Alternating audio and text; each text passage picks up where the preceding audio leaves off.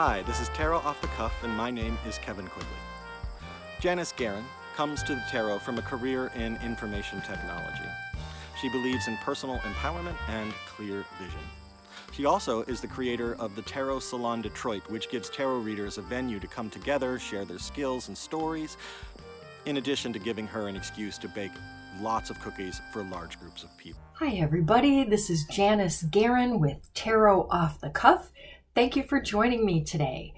Today for our conversation, I am going to be using the Golden Visconti Tarot, which is a majors only deck. And according to the box, it came from Milan, and the artwork is about circa 1452. So here we are in Italy. I wish I was in Italy. I'm in Detroit, Michigan. That's okay. In my mind, in my deck, I'm in Italy. I'm going to shuffle up the cards. What do I most need to let my tarot friends know today for their highest good? Maybe we should talk about how to start a reading as well. And as you know, I like to pull the card in front of you so you know that I'm just doing this off the cuff. I have not looked at this card. What do we have? The Emperor reversed. So first of all, this deck is gilded. I love it. The edges are not, the artwork is, and it's beautiful. Let's talk about the structure of a tarot reading. When I see the Emperor, that's what I think of, kind of order, structure, the approved ways of doing things, for example, in society. So that Emperor, structure of a tarot reading. This is very interesting because I'm going to quote one of my best friends and favorite readers. She's awesome. She's also studying to be a druid, which I find fascinating. Alexandria D'Ascenzo. She is the owner of a shop that I work at, Detroit Tarot Company in Rochester, Michigan. Shout out to my buds. She has this great class that I have taken in which she talks about telling the story in tarot.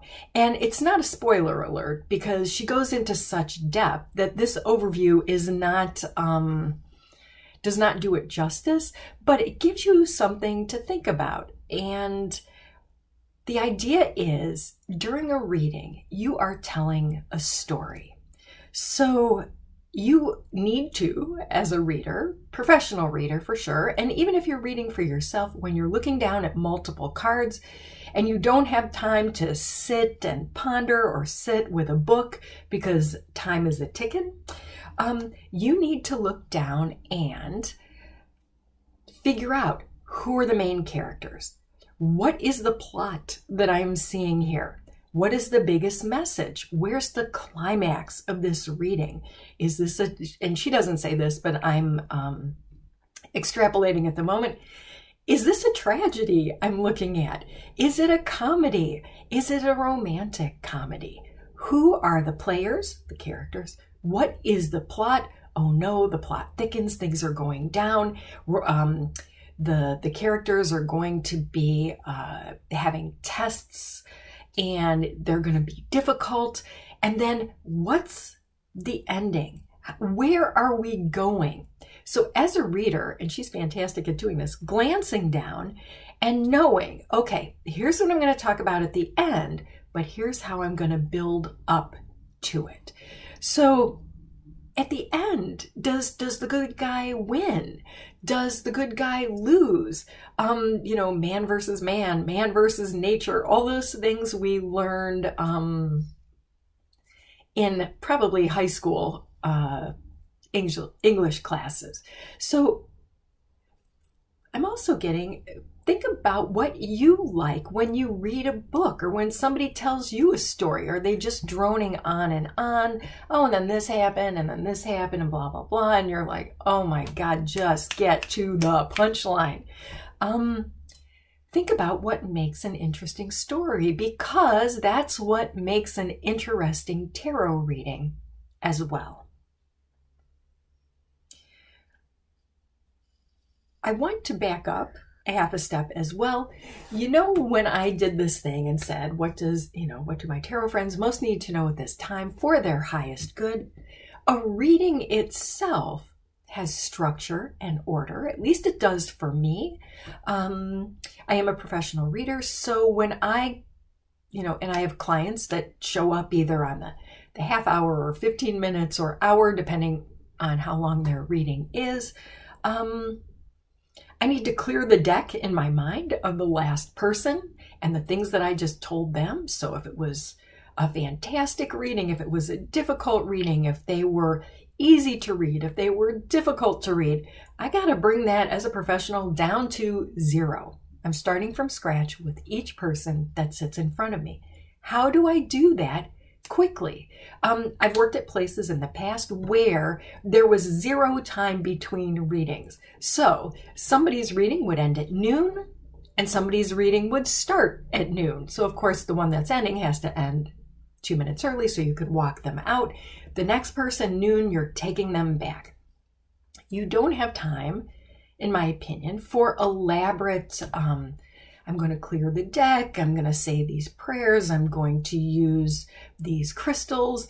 I mean, do all those things, but if that speaks to you, but do them in a way that's quick, especially if you want to be a professional reader. How do I do that?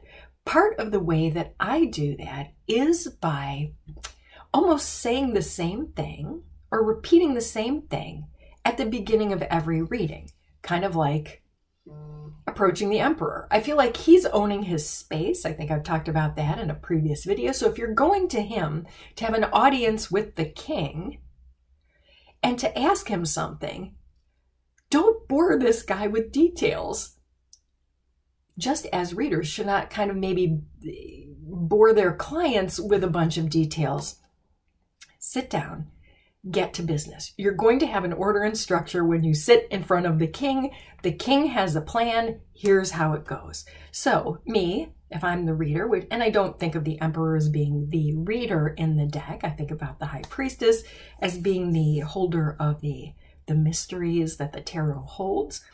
But you know what? He's a businessman. He has a business to run. He's running a country, and you have to have order and structure. So what I do when I sit down with any client, and this is no earth-shattering info, but if you haven't thought of it, it may be a little bit of a light bulb moment to find your way to do these things.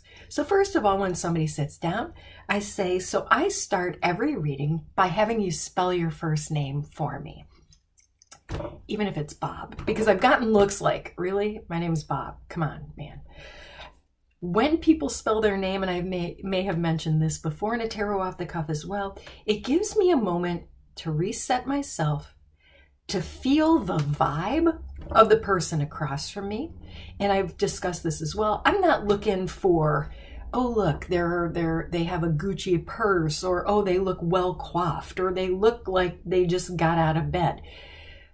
I don't care how a person looks or how they're dressed or if they have a huge diamond or not. That honestly, to me, I mean, that very well could tell people something for sure. And if that helps you get a feel for the person, go ahead. But don't judge a book by its cover. You never know if that's like a honkin' diamond or if that's cubic zirconia. Really. So I have no time for any of that, and it's not my thing. I'm not in, I mean, clearly you can tell, I'm not super into fashion, so I'm not scoping out other people's stuff. Ooh, that's the latest tennis shoe by whoever. Like, I don't even know the terminology. So moving on, I have people spell their name for me. It gives me a moment as an intuitive to hear their voice, to feel their energy. Over time, I've learned or opened up or somehow magically can feel people's energy. I can feel anxiety. I can feel hopelessness. I can feel hopefulness.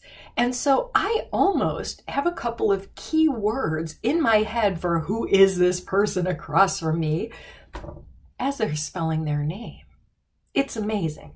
So their name is Bob, B-O-B. Thank you, Bob. And then I say, and we have a half-hour reading today. So even if I know it's a half hour, I always double check, especially if you're working in a location.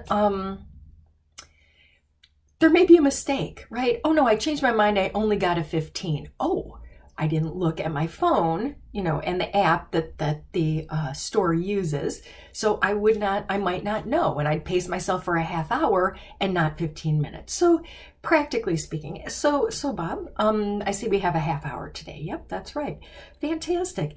Is there anything, either I ask, and sometimes I ask both, have you ever had a reading before? If they haven't already said it on our way back to the room where we're chatting, like, oh, it's so good to see you again. If somebody says that to me, oh, or, I'm glad to be back for a reading. Back, they've had a reading. So I do start by asking, so have you ever had a reading before? I want to know, do I explain a lot about the cards I'm seeing? Do I not? New people sometimes worry about, how's this going to go? I'm a little afraid. What if she tells me something bad? So you can address those things. If they're like, nope, this is my first reading. Oh, so is there, and I always ask this, is there anything in particular that brings you in today? No, I was just curious. Okay, fantastic. We're relying more on me and what I see in the cards. Actually, I do have several things that I want to cover. Fantastic.